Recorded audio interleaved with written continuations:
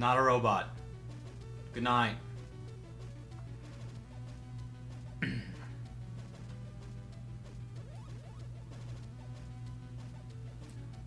Well, cool.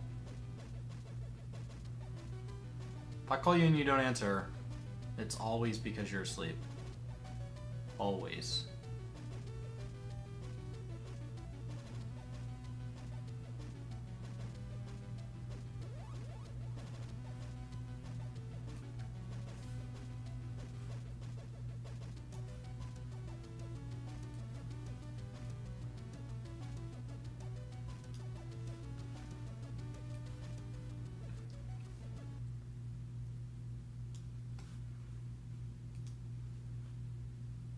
Well, this should be exciting, guys. I have a legitimate chance to stream you how my fort's doing. I think this fort is probably gonna fail soon because this was my first fort to ever stream, and I found myself answering questions and not really paying attention to what I was doing. And I was looking over it on pause after the stream last time, and it's in really, really awful shape. Zach, if you're still in this channel by the time my delay catches up with you, go to bed.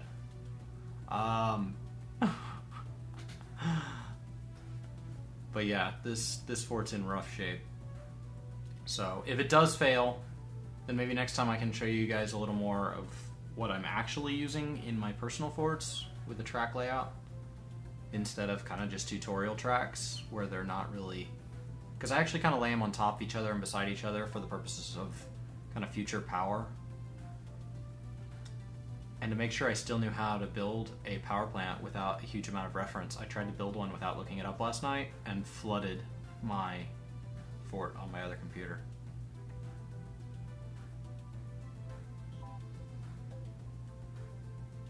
I think it's a lot tougher streaming, because I get to listen to you guys and it's not paused, and I know, like today, we were theory crafting at Nagadal's expense, so we were like, yeah, definitely, that's totally a fail-safe way of getting rid of that Forgotten Beast. Well, except for now that you've built it, I think it might fail.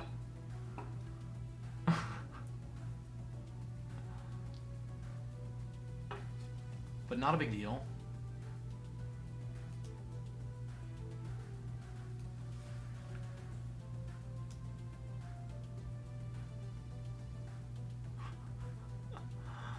Good night.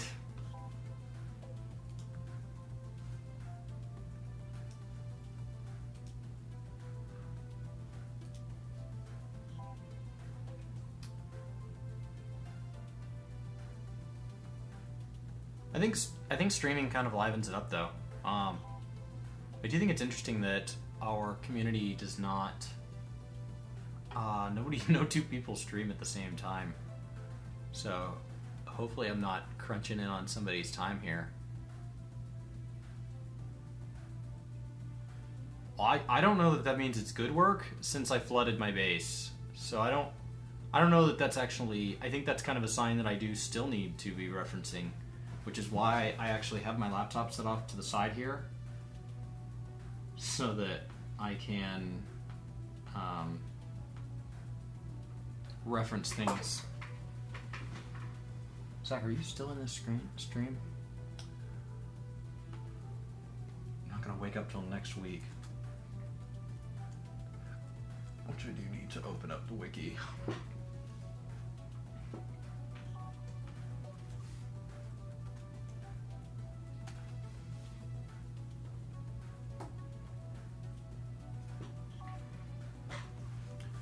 I know, today there was two streams going at once. There was a guy that was just learning how to play, and 2 or 3 of us were in there. And then Lou got on, and I was totally torn. Because I was like, on one hand, I want to keep answering this guy's questions, because he's, confused. But on the other hand, Lou's forts are crazy awesome right now.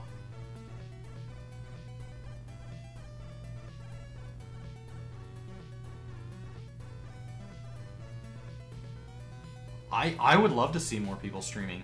I think right now, a lot of the people streaming still have a lot of questions, but I think we all have our own expertise. So sometimes I'm asking really dumb questions, either in other people's streams or asking you guys. But there are parts of the game that I've played with that I understand, so...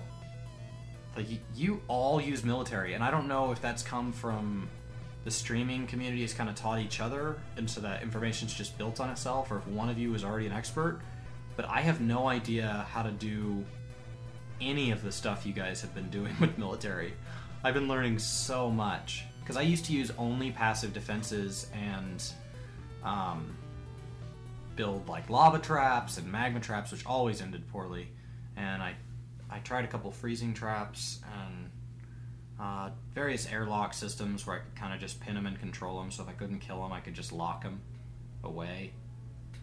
But it was all kind of about management. And so my forts started to last forever, and I got bored. So now I build forts with no failsafe, because I've learned to really enjoy losing, and so I just don't care. It's an opportunity to start over.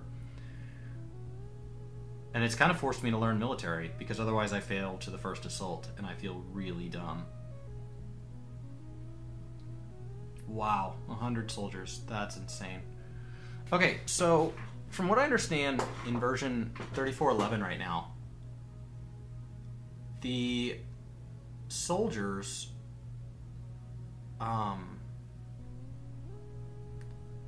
the soldiers, when they're on station, they get unhappy thoughts, and I can't seem to get rid of those thoughts. So, is that just a bug? And is it really easy to fix? Or am I going to have to add some crazy mod? And am I better off just building a waterfall at my entrance and just trying to counteract it with happiness overflow? Oh, I do not go no traps, because there is so much fodder that'll come in and steal babies, and I've already been so gung-ho about like testing minecarts right now and stuff like that I don't really have room in my happiness for a child to get stolen. That just causes a tantrum spiral so fast. So I've been trying to kind of go back to stonefall traps and get away from heavy weapon traps, because I don't want the traps alone to kill everything.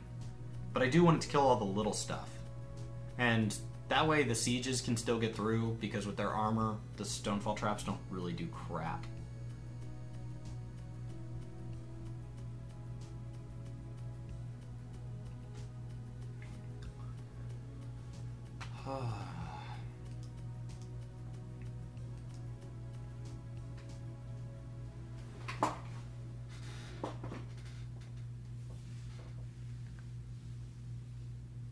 Yeah, I definitely set my training schedules. I've been setting them to like... I tried 9. It's kind of lame. So I went down to 8. 8 seemed to work pretty well. I could give 6 a shot. That would really give some flexibility.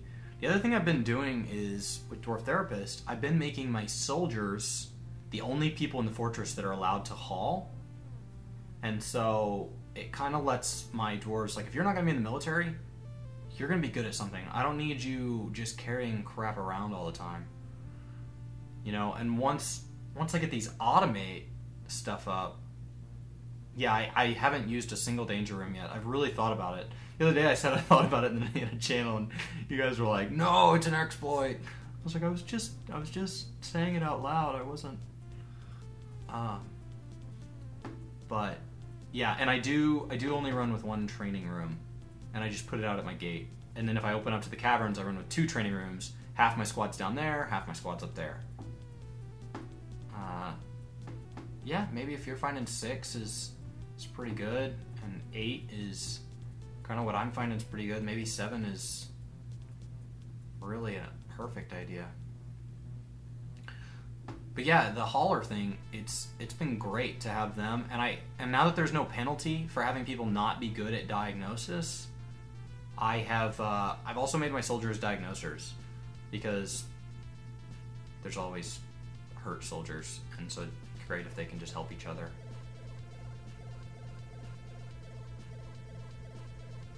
Yeah, I know. It's my rules. I mean, I don't turn down any of the immigration. I don't turn around any of the birthing. I do, on certain embarks in crazy bad biomes, start to jack with putting like a row of stonefall traps around the edge, which I do it so that things running off the map get hit. But if you build them really close to the edge, it actually kind of doubles as deciding where your caravans will spawn, which is awesome. I don't know which part of what I've said you're going to try. For some reason, my lag is really bad today. I'm not getting any drop frames, but it's probably a good 20 or 30 seconds behind. Oh, talking about my soldier idea. But yes, then my soldiers, they are haulers, hunters, fishers, and diagnosers. Because the fishing is all outside, the hunting is all outside, and the people that are going to be in those jobs need to be off-duty soldiers so that they're in armor. I don't need unarmored dwarves out there hunting crap down when an ambush comes. At least then he stands a chance of running back, or if it's just a thief, they'll go ahead and usually engage, and I end up with a lot of dead thieves everywhere.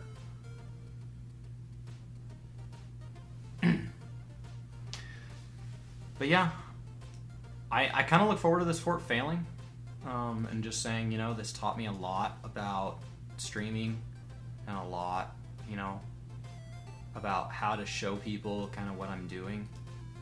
But gosh, my layouts are so much better on the other side.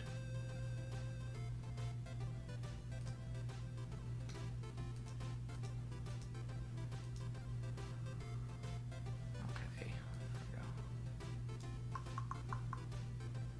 Done selecting. So does anybody else run Mac? Do you guys talk about that sort of thing? I know it changes the way I have to set stuff up a lot of times. There's so many packs and everything out there for Windows, and I mean, part of me is like, oh, that's easy mode, suck it up, but I think that's built in because I always have to suck it up, so maybe some part of me is just a little bitter against you guys having these easy packs. Yeah, Axeworth woodcutting is that's a great idea. Currently I've been trying to get away from, in this fort I just told him use whatever weapon you want, but I've been trying to get away from axes and go to swords, because then later on they're also good at using something that has a piercing attack, but I don't think this fort's going to last long enough for that to be an issue. So yeah, I think this one I wanted to start out really basic, and then somebody came in the channel, RC Gamer or somebody came in, and Brandon something came in and said, you know, do you know how to use minecarts? And then it just spun off, and I wasn't really planning ahead. So maybe now I can show you guys. This was me trying to get back to one of my older layouts, and now I can kind of show you guys the layouts I've been headed towards. I've been really changing up my my layout, my design, trying to find how to have something function with minecarts in mind. You know, I think when you're designing a fort, maybe this is just the fact that I've gone to school for architecture, but form follows function. And so I think it's really cool, some of the designs you guys make, but I think that it'd be even cooler if those designs integrated perfectly with the Dwarven technologies currently available. So now that minecarts are available, I think seeing those water and magma pipes and pump stacks and magma just kind of woven together floor over floor, whether or not you ever take it into Stone Sense or anything, is just really cool to kind of picture, you know, hot and damp walls and like all this craziness where you kind of get back to the Rubik's Cube we had. Because we'd gotten to the point where a lot of us, now you guys are trying to do it graphically, but a lot of people in the